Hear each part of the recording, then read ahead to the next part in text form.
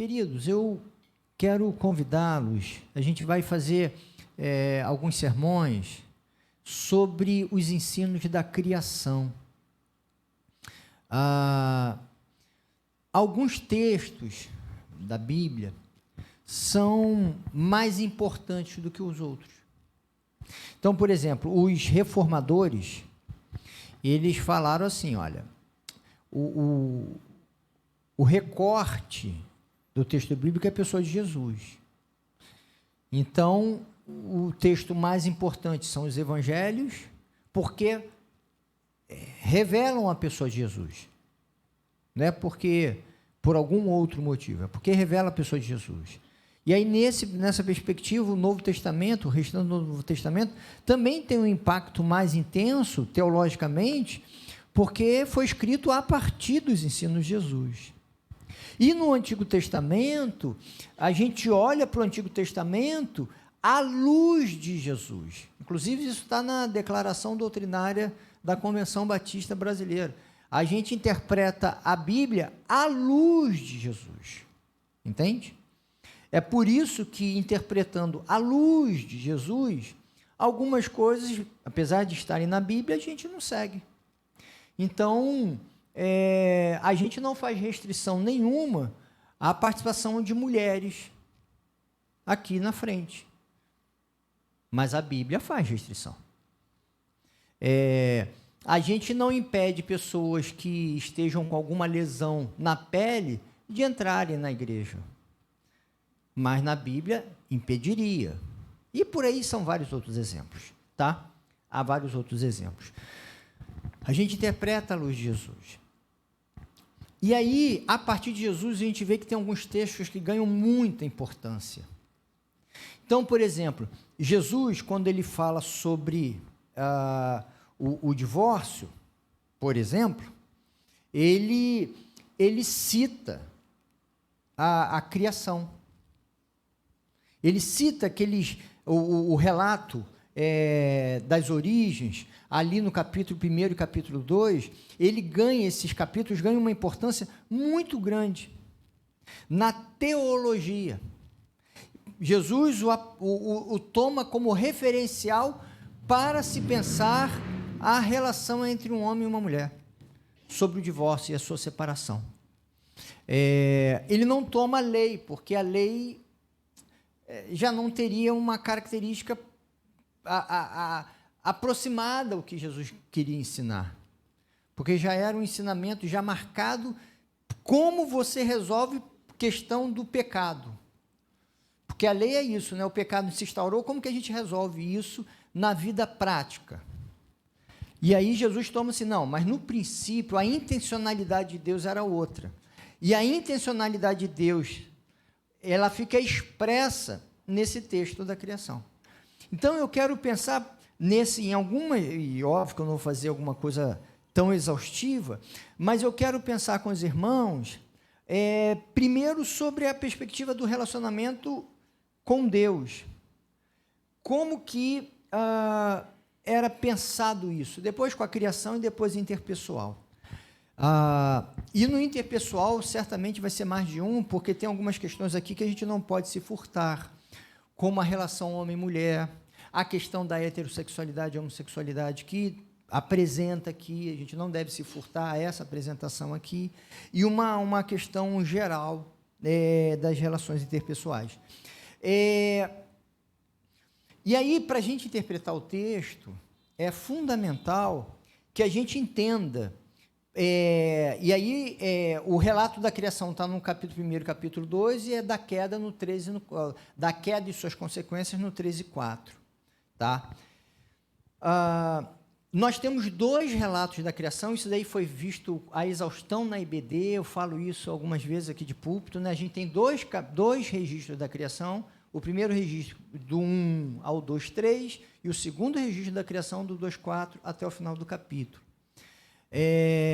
Exatamente, bastava isso, né? Exatamente por isso, a interpretação literal desse recorte do texto, ela é temerária, a meu ver, compromete a mensagem teológica, respeito quem interpreta literalmente, respeito mesmo, zero problema. Só acho que compromete a mensagem teológica. E aí, exatamente porque interpreta literalmente, que surgiu, também não vou abordar aqui, é só para citar, né? Aquele mito da Lilith. Porque o capítulo 1 fala de uma criação de um homem e uma mulher ao mesmo tempo.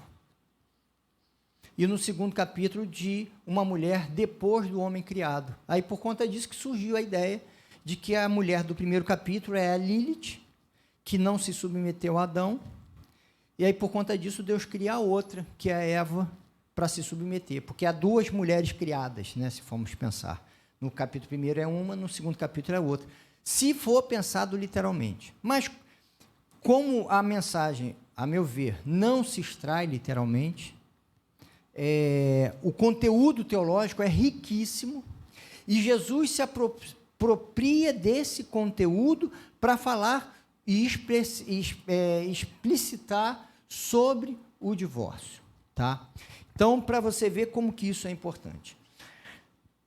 Pensando, e aí, novamente, quem considera que é para ser interpretado literalmente, olha, eu respeito profundamente. Há muita gente boa, cristãos sérios, que interpretam literalmente. É óbvio que vai ter que dar conta de como resolve essas questões. Eu, particularmente, e com a maioria dos estudiosos, ampla maioria dos estudiosos, que não veem o texto como literal, mas com uma mensagem teológica muito, muito, muito importante.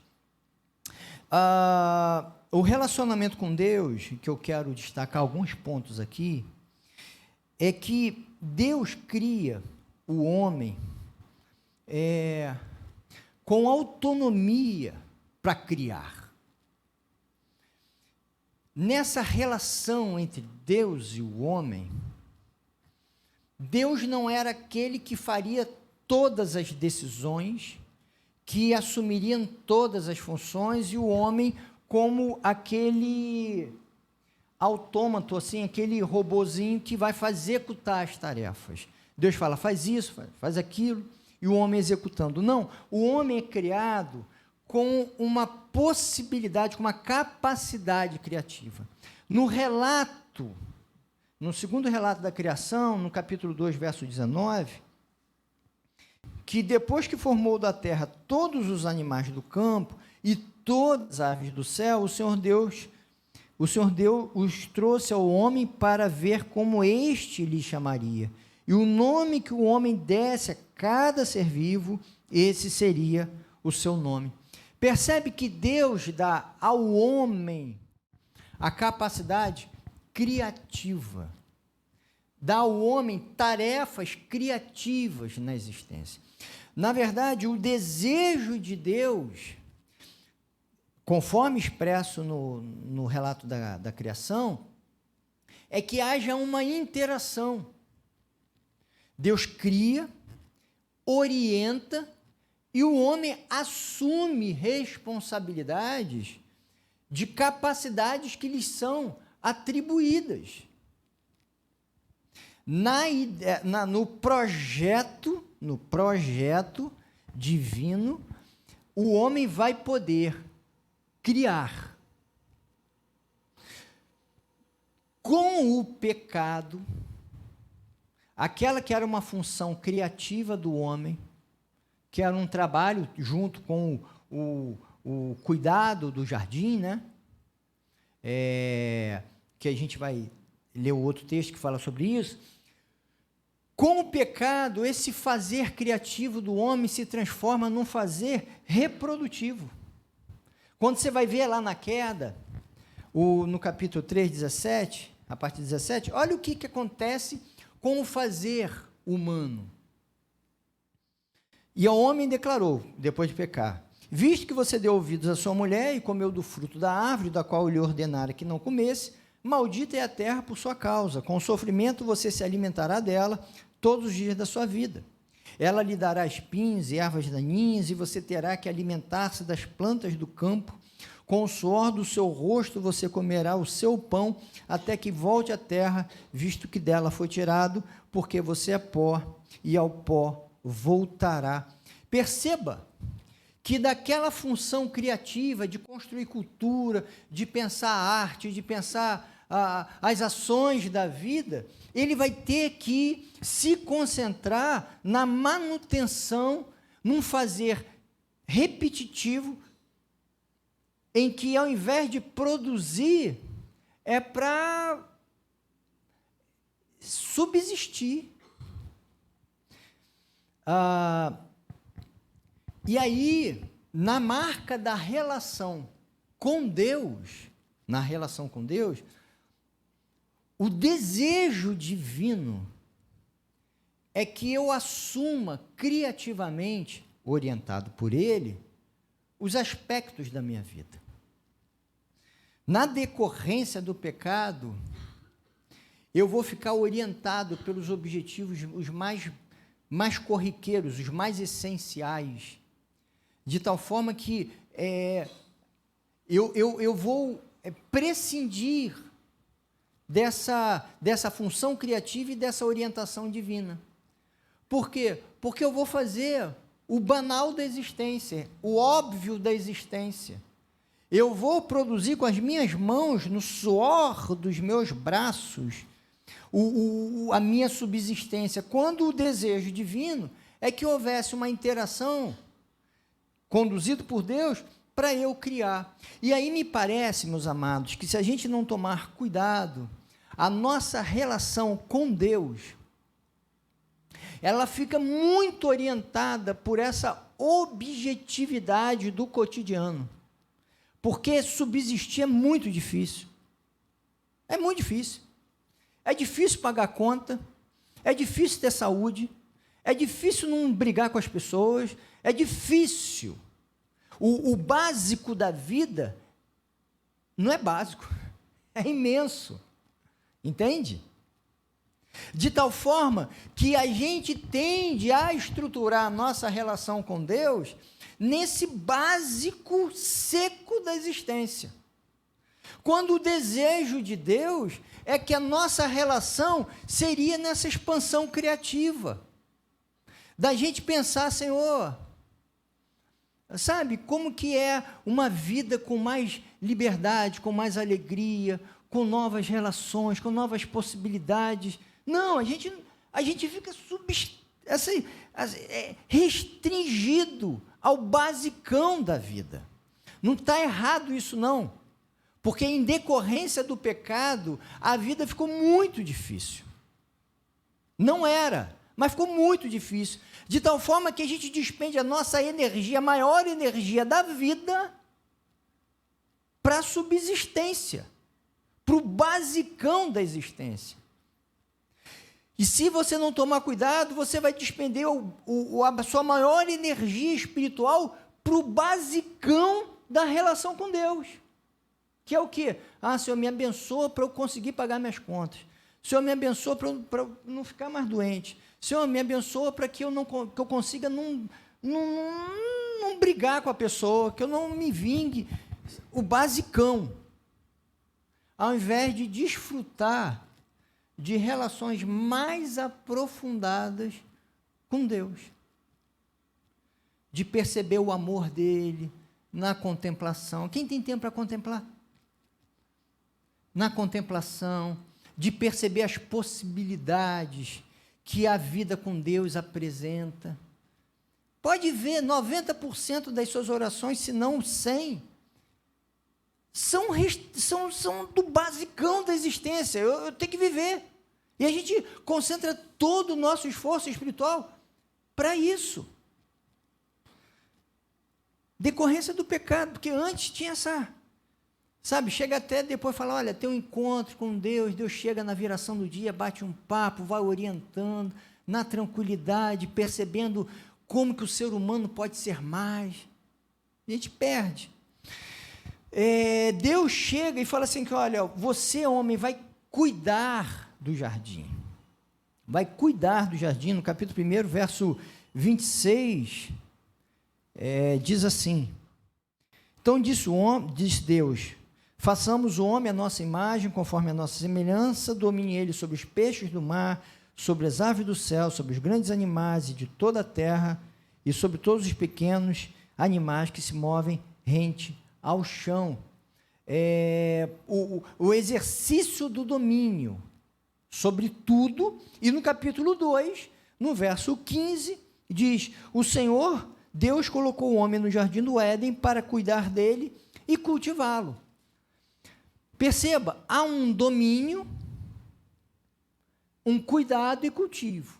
Quando a gente pensa em domínio, como nosso pensamento já é marcado pelo pecado, nossa noção de domínio é o quê? Eu faço o que eu quero e eu uso para o meu bem e prazer. Mas se Deus domina sobre tudo, essa imagem de domínio faz sentido? Não faz. A ideia do domínio é o seguinte: você é maior, mais forte, mais poderoso, então você vai controlar para o bem deles. Entende? Essa é a ideia de domínio. Eu tenho um poder, mas esse poder eu uso em prol do outro. A ideia de domínio de Deus é essa: eu tenho um poder maior para abençoar as pessoas. Não é eu tenho um poder maior para usar as pessoas a meu favor. Esse olhar é um olhar a partir do pecado, não a partir da criação. Daquela ética do cuidado surge uma ética da destruição. E aí, novamente, se a gente não tomar cuidado na nossa relação com Deus, a gente pode orientar a existência da nossa relação com Deus, não para nos colocar onde Deus gostaria de nos colocar. Qual é o local proposto por Deus, orientado por Deus, para a gente habitar? É o local do cuidado. Ou, como diria Jesus, do serviço. Da possibilidade de cuidar da criação. Criação entendendo tanto a natureza quanto as pessoas.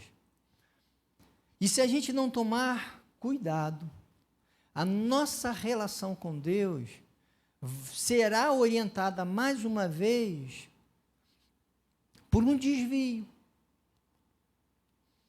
Que ao invés de eu centrar as minhas aspirações na possibilidade de Deus apresentar possibilidades para eu cuidar, o nosso desejo é que eu seja cuidado. Nada contra ser cuidado, a gente precisa ser cuidado. Mas se a gente tomar cuidado, a gente vai querer a noção do domínio em que eu uso as minhas capacidades intelectuais, meu dinheiro, minha força, para subjugar o outro, a meu favor. E a gente desenvolve relações com Deus no pedido de Deus me favorecer em detrimento dos outros, por exemplo, e tantas coisas mais. Que a gente tenha cuidado, porque a pretensão é do serviço. É do serviço. E a nossa relação com Deus, os nossos pedidos a Deus, devem ser orientados nessa perspectiva. Percebam como que tudo isso é muito difícil. Muito difícil. Muito. Tanto a nossa oração sobrar um espacinho da nossa espiritualidade para além da subsistência e abrir em nós um desejo real de uma espiritualidade que favoreça o serviço e não as conquistas. E nessa relação entre Deus e o homem, fica evidenciado que Deus se preocupa com o ser humano. Tanto assim que naquele relato poético, lindo, que é quando, no segundo relato da criação, que mostra que Deus criou um jardim. Olha que coisa bonita. Tinha um deserto, Deus criou um jardim para o ser humano habitar. Olha que lindo isso. É lindo isso. Mostrando a intencionalidade de Deus de que haja um jardim na nossa vida. Esse é o desejo de Deus. Fazer da vida da gente não um deserto a ser habitado, mas um jardim. O deserto é consequência do pecado. Não necessariamente meu, né? Do pecado que me cerca. E o jardim é o desejo de Deus. E além disso, ele olha para o ser humano nesse jardim e fala assim, não é bom que ele esteja só. E aí, faz a mulher para complementar o homem. Perceba que a relação com Deus parte dessa consciência. Deus, naquelas ações que eu nem percebo, porque o jardim, quando eu vi, ó, o jardim, já estou aqui com o jardim. Eu não pedi, Deus, olha que deserto horroroso. Não, o jardim está posto. Deus cuidou sem eu nem saber que Ele estava cuidando. E depois o surgimento da mulher, também é um sono profundo, ele não participa de nada, Deus providencia e fala assim, uau, o presente chegou. Entende? Que é assim, não parte do pedido humano. O cuidado divino precede até o pensamento humano da necessidade. Entenda que essa lógica da espiritualidade com Deus é uma lógica de gratidão pelo que nos é ofertado. Como é difícil para a gente, porque o que é bom a gente meio que ignora com muita facilidade e rapidez. Eu falo isso com a beleza de Niterói. A vista da Praia de Caraí, essa parte aqui perto da gente, é lindo, gente. O Campo de São Bento é maravilhoso. E é possível que você passe no Campo de São Bento olhando o celular assim, ó, não é?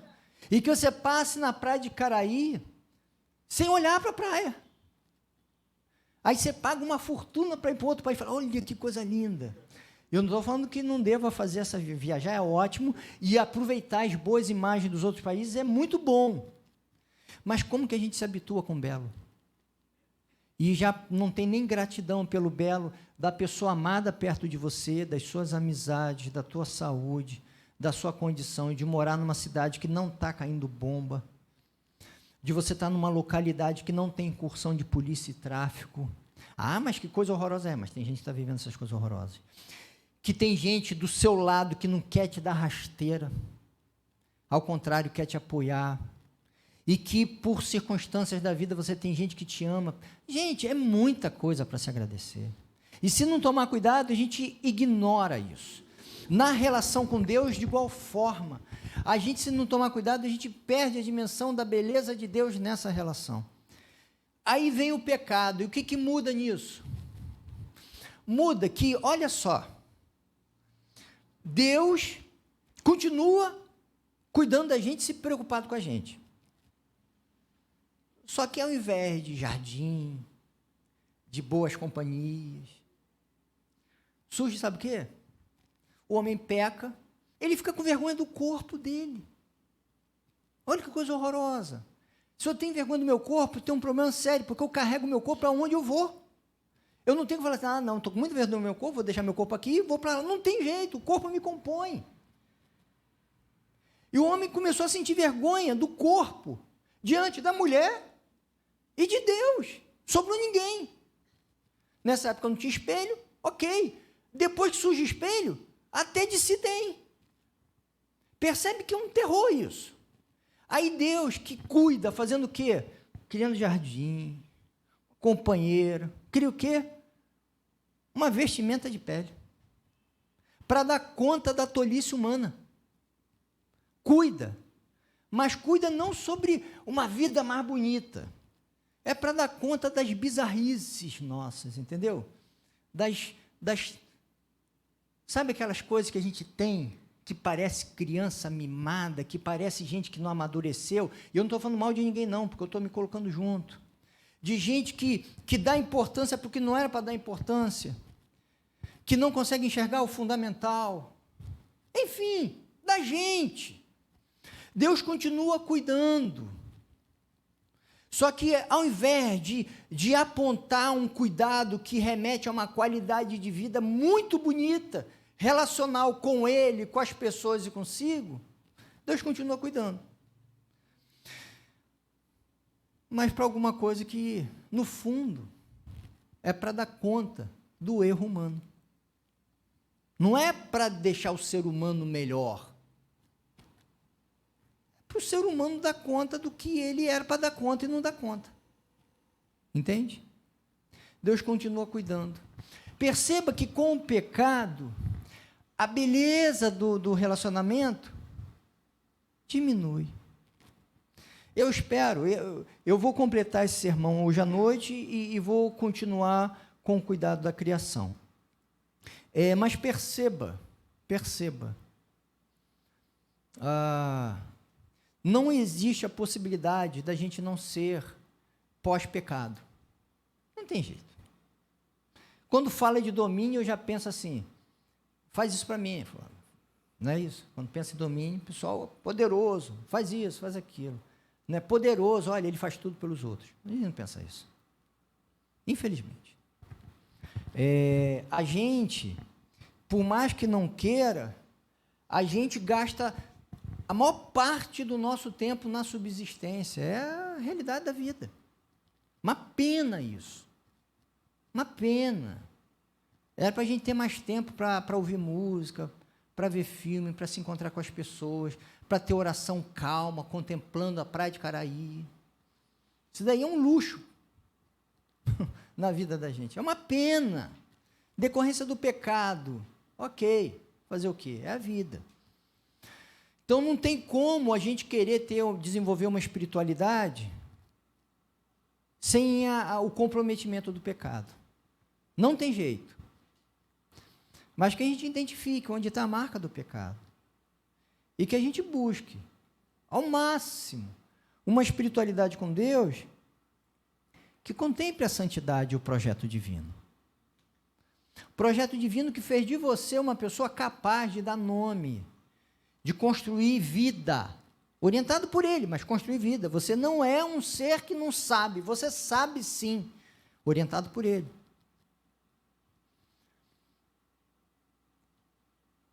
Que a gente desperte para essas noções de espiritualidade, de maior relacionamento, de maior beleza, de maior profundidade e com muita gratidão. Que Deus nos abençoe. O que a gente extrai com muita clareza é que Deus é um Deus que ama, que cuida e que preza pelo belo, pela beleza da vida da gente. Não aquela aridez, mas jardim para se desfrutar. Que seja assim na nossa relação com Ele, na nossa vida. Pai, eu peço que o Senhor nos abençoe, nos conduza, nos guie. Peço que o Senhor cuide de cada um de nós. Eu peço que o Senhor dê gratidão ao nosso coração. Eu peço, Pai, que o Senhor nos auxilie na caminhada.